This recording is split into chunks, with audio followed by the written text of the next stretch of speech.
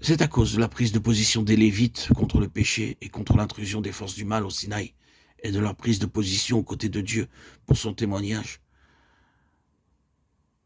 Ces Lévites avaient porté en avant l'arche du témoignage, son témoignage jusqu'à sa destination glorieuse finale, que Dieu fit une alliance avec les Lévites, une alliance de vie et de paix. Autrement dit, concrètement, les Lévites seront les ministres de vie et de paix dans ce monde. Ils seront un vase, l'incarnation de cette double grande chose, la vie et la paix. L'effet de leur ministère, du ministère lévitique, était ceci. Voyez-vous la vie? La vie en luttant par l'autel, constamment contre la mort. Leur ministère était en relation avec l'autel et avec le sang, s'opposant à la mort et au péché, ce qui signifiait préserver la vie et le chemin de la vie, en affrontant la colère de Dieu à l'encontre du péché et son désaccord avec l'homme à cause du péché, en contrant celui-ci par l'autel, en donnant satisfaction à Dieu par la propitiation pour le péché, et par conséquent, en occupant un ministère de paix avec Dieu et qui vient de Dieu. Leur ministère, quel était-il? Ils sont seulement les Lévites, une figure du Seigneur Jésus, qui est le grand Lévite en qui tout est inclus. Son ministère, quel est-il? En raison de ce dont nous avons dit qu'il a réalisé et de ce qu'il est, son ministère envers nous et le monde est la vie et la paix. La vie et la paix. Nous sommes un témoignage au témoignage de Jésus, je le crois. Nous avons la paix avec Dieu par l'intermédiaire de notre Seigneur Jésus, et nous avons la vie par lui et en lui. C'est le témoignage de Jésus. Tout ce qu'il nous reste à faire est de mettre en évidence de nouveau ces personnes appelées à lui qui vint, à celui qui vaincra, c'est-à-dire un peuple qui incarnera ce témoignage. Je suis quasiment certain que c'est là le but de ces messages. C'est la lutte contre le péché que Satan lui-même a introduit au sein du peuple du Seigneur. L'opposition à la mort spirituelle, qui est le résultat de la corruption et de la pollution que nous trouvons là dans les églises. Il s'agit d'un peuple qui se tient à l'écart de cela, de tout cela, qui prendra position contre et qui, avec l'aide de Dieu, résistera aux intrusions de Satan et de son contact, de son œuvre maléfique, visant à ruiner ce qui vient de Dieu.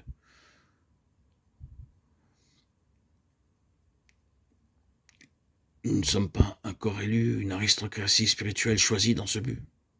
N'importe quel vrai croyant peut et devrait être de cela. En effet, c'est ce que toute l'Église devrait être, de la même manière que les Lévites représentaient tout Israël. Ils représentaient la pensée de Dieu pour tout Israël.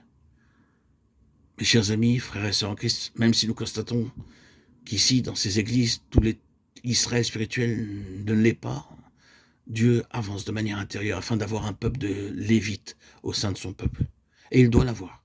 Et ceux-là sont ceux qui vainquent les véritables Lévites. Et ils doivent reprendre ce qui est vrai du Seigneur Jésus lui-même.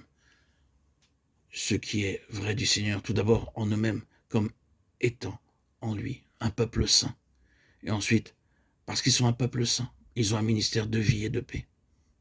Chers amis, auditeurs, auditrices, bien-aimés, je crois que la mesure de notre ministère de vie est d'apporter la vie à ceux qui en ont besoin, et même au peuple de Dieu. Que nous soyons tous, comme je le fais régulièrement depuis maintenant des mois, des semaines et des années, un témoignage de Christ.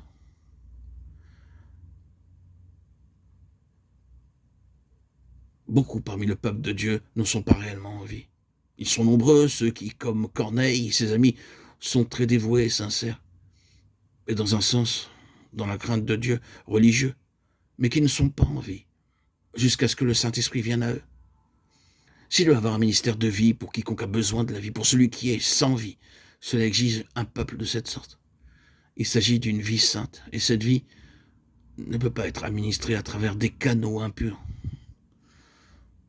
Soyez saints, car vous portez les vases du Seigneur.